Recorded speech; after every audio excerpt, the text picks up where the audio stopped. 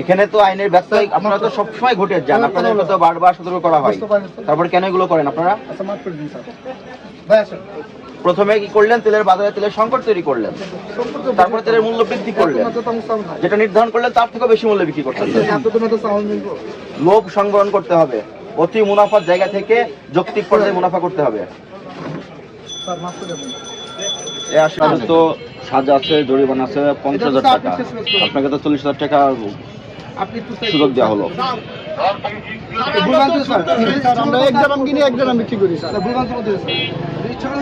এই বাজারে কতদিন ধরে অভিযান হয়? কত বছর ধরে হয়? কতবার এমন স্যাক্রিফাইস চান? আগে তো জরিমানা হয়নি আপনার? প্রত্যেকটা বিষয় কি ধরে ধরে জরিমানা করলে তারপর সংশোধন হবেন? একবার 100 টাকা জরিমানা হলো তো আপনাদের সারা জীবনের জন্য সংশোধন হবে দরকার?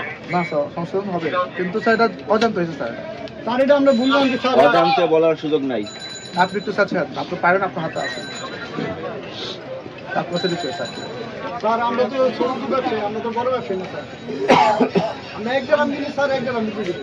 আমি সিলিকন দেখাইছি স্যার। 5,000 টাকা স্যার আমরা চাই স্যার। স্যার আমরা ঋণগ্রস্ত স্যার। বেশি মূল্যে কেন বিক্রি করছেন? স্যার আমি ভুলে গেছি, মাফ করে দেন স্যার। এটা তো জানেন স্যার, বলেন না স্যার। এটা অপরাধ হয়েছে, আপনি অপরাধ স্বীকার করেন কিনা? স্বীকার করছি স্যার, 100% স্যার। এই অপরাধে করেছেন, তার জন্য আইনগত ব্যবস্থা নেওয়া হচ্ছে। আপনারা 5,000 টাকা করে দেন স্যার। 15,000 টাকা করেন। 15,000 টাকা দিতে দেবেন না স্যার। একটু জায়গা কত টাকা আছে? তারপরে 170 টাকা আছে।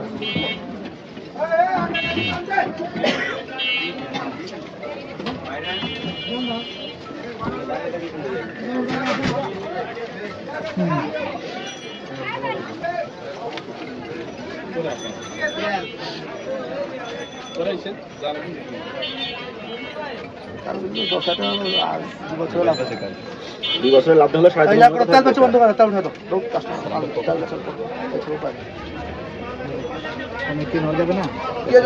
কত পয়সা লাভ করছে?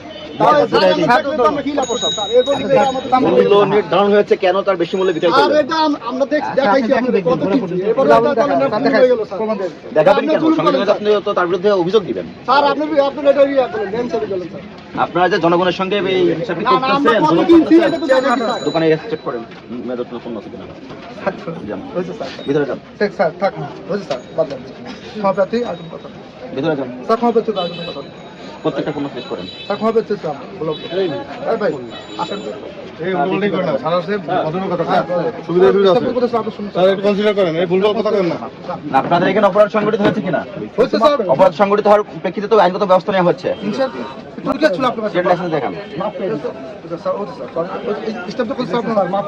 এখানে তো আইনের ব্যবসায়িক আপনারা তো সবসময় ঘটে যান, আপনাদের তো বারবার সতর্ক করা হয়, তারপর কেন এগুলো করেন আপনারা?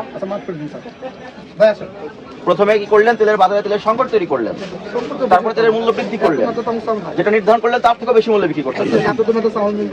লোভ সংবরণ করতে হবে, অতি মুনাফার জায়গা থেকে যৌক্তিক পর্যায়ে মুনাফা করতে হবে। আসেন